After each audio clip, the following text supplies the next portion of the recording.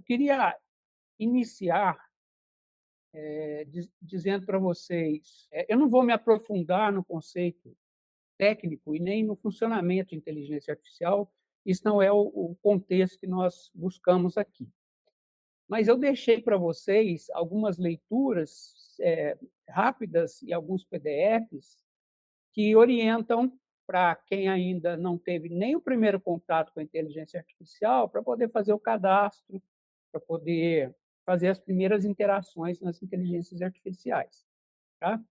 O termo inteligência artificial ele não é um termo técnico novo na área de computação, ele já tem décadas.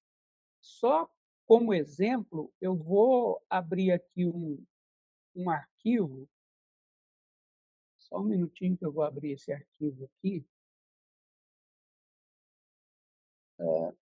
Deve estar na tela para vocês já.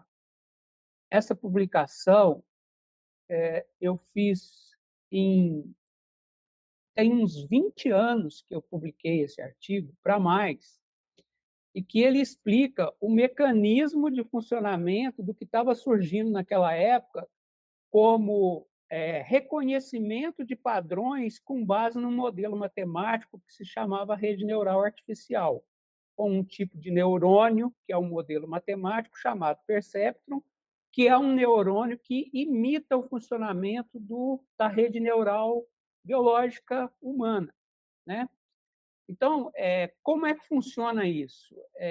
Você tem, eu vou colocar só aqui, o modelo matemático é esse aqui. Então, você tem entradas, essas entradas elas são agrupadas numa função soma, e você tem uma função de transferência que deixa esse modelo matemático passar o valor dessa somatória de entradas para o próximo neurônio. A combinação disso, então, dá uma rede, que é uma rede com essa arquitetura aqui, você tem entradas e saídas. Nessa época, para que era usado isso? Para reconhecimento de qualquer tipo de padrão. Se uma fruta estava, se uma maçã estava madura ou não estava madura o suficiente para ser vendida, então, esse mesmo rudimento é a base do que é utilizado hoje nas redes neurais generativas. Contrário do que o senso comum faz as pessoas acreditarem, esse sistema não é inteligente e não é artificial. Por quê? Porque, na verdade, ele é uma arquitetura que foi treinada, isso se chama máquina de aprendizagem supervisionada. Então, você tem uma grande base de dados, essa grande base de dados tem saídas esperadas e o sistema é treinado por humanos. Então, quem gerou a base de dados? Humano. Quem gerou o treinamento, supervisionou o treinamento? Humano. Quem definiu o que era saída válida ou inválida? Humano. Ok? Então, eu vou preferir chamar de sistema generativo, trazendo para a nossa realidade. O que significa isso? Colocar um artigo seu lá e pedir para a rede neural corrigir a ortografia e a gramática não significa que ela aprendeu o seu artigo. Ele não entrou na base de dados dela para treinamento, ok? Ela utilizou ele como uma fonte geradora para uma saída para você. Entendido? Isto gera alguns vieses. Primeiro viés, e isso está num texto que eu coloquei lá já na leitura. Primeiro viés, tá? Essa aqui, dicas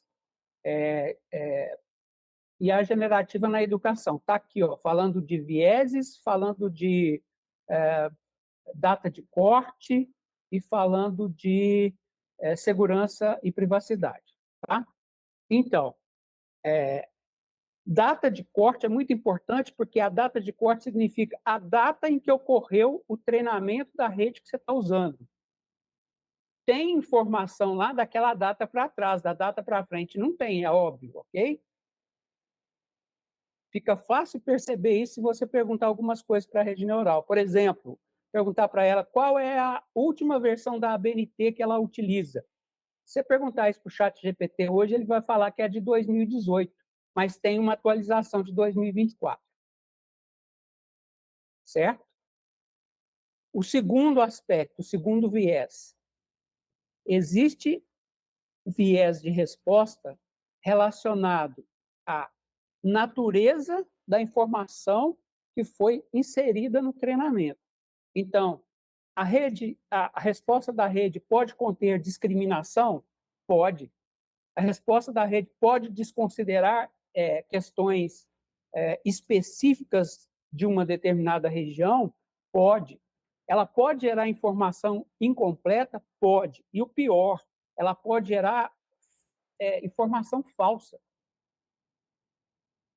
Porque a tendência da rede neural é te oferecer a melhor resposta possível. Então, guardem sempre isso. O essencial é supervisionar o resultado da rede. Você não pode simplesmente copiar o que ela escreveu e colar em algum lugar. E este é o erro básico que está acontecendo com nossos estudantes. Obter uma informação como verdadeira, simplesmente copiar como se estivesse fazendo Google alguma coisa e colocar num arquivo para entregar, como na forma de um trabalho, por exemplo. Isso não pode acontecer. E tudo que nós vamos fazer nessas oficinas é entender como utilizar esses recursos a nosso favor. Tudo bem até aqui, pessoal? Tudo bem? Então, olha, esses itens que eu coloquei aqui são itens básicos, dicas para usar prompt e a generativa da educação. São duas leituras rápidas que eu sugiro que, se não fizeram ainda, façam para entender os termos técnicos e os motivos pelos quais a gente vai fazer algumas coisas. Tá?